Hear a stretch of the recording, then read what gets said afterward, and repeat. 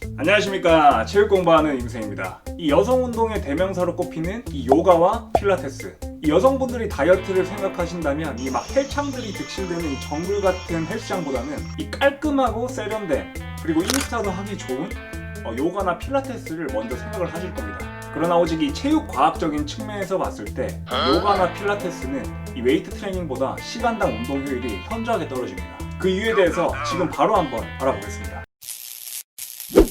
이 요가나 필라테스가 이 웨이트 트레이닝보다 운동 효율이 떨어지는 첫 번째 이유는 지향하는 에너지 시스템 자체가 다르기 때문입니다. 필라테스와 요가는 애초에 재활, 자세 정렬, 근지구력, 코어 훈련 등을 목적으로 만들어진 훈련들입니다. 따라서 운동 강도를 증가시킴에 있어 어느 정도 한계가 존재할 수밖에 없습니다. 운동 강도 증가에 한계가 있다는 것은 근비대와 근력 증가의 효율을 떨어뜨린다고도 해석해 볼 수 있습니다. 왜냐하면 근비대와 근력의 증가는 고강도 무산소성 훈련 시 주로 발달되기 때문입니다. 물론 정말 운동이라는 것 자체를 처음 시작해서 푸시업 동작 한 번이 죽을 만큼 인성 문제 있어?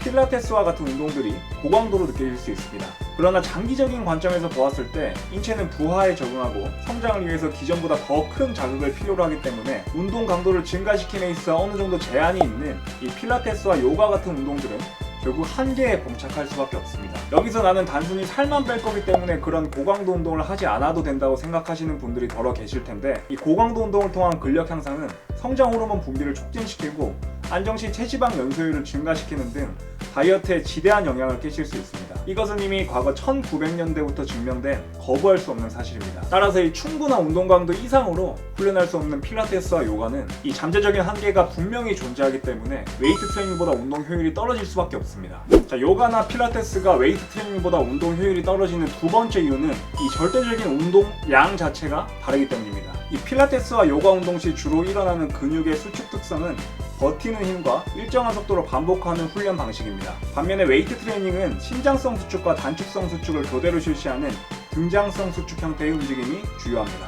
이러한 측면에서 보았을 때 이 필라테스나 요가가 훨씬 안전하고 효율적으로 보일 수 있습니다. 실제로 같은 조건에서 봤을 때 이 버티는 힘과 일정한 속도로 반복하는 운동들은 일반적인 신장성, 단축성 수축을 반복하는 웨이트 트레이닝보다 근육에 더 큰 부하를 가져다 줍니다.